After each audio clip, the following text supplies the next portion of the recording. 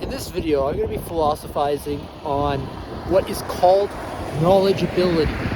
And what knowledgeability is, it pertains to and regards específico subjectivo-objectivo relationships that mente, corpo, conectividades establish well-defined knowledge constitute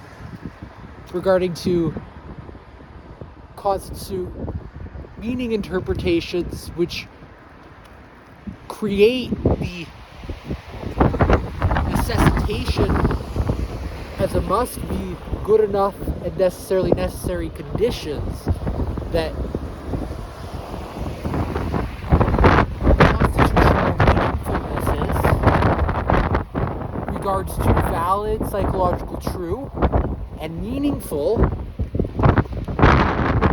propositions composed of subpropositions constitute criteria that are satisfied only regards to meaning interpretations well calibrated to sound subpropositions compositional of propositions that constitute true statements within meaningful utterances of thought.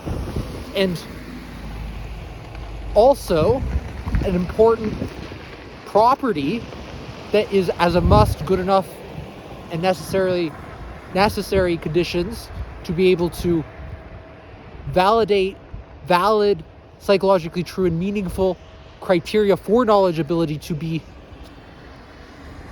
a valid and psychologically true process as it pertains to the boundness of that is situated to existence regarding specific psychological truths of existence regards access to knowledge. So not only do I have to have valid knowledge and psychologically true knowledge that's meaningful, I have to be able to access it. And if I can't access it, I can't use those knowledge abilities, right? Those knowledge abilities are ineffective and they have to be effective for them to be meaningful. And meaningfulness processes are intrinsic to knowledgeability.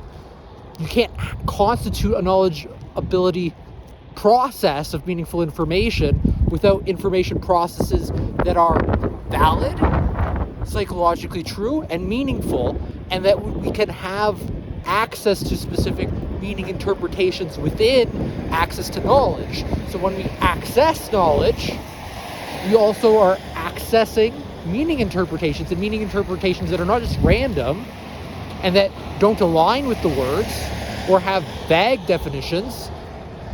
They require, as a prerequisite, well-defined existing priors that constitute knowledge.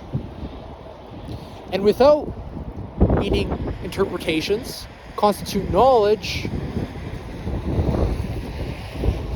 does not have any sort of meaningful effect and is therefore meaningless, arbitrary, and absurd in regards to the repertoires that access meaningful information through the apparatuses of perception, action, behavior, free agency, processes, and self-directed learning conduct meaningful information, in which we can creatively associate different meaning interpretations that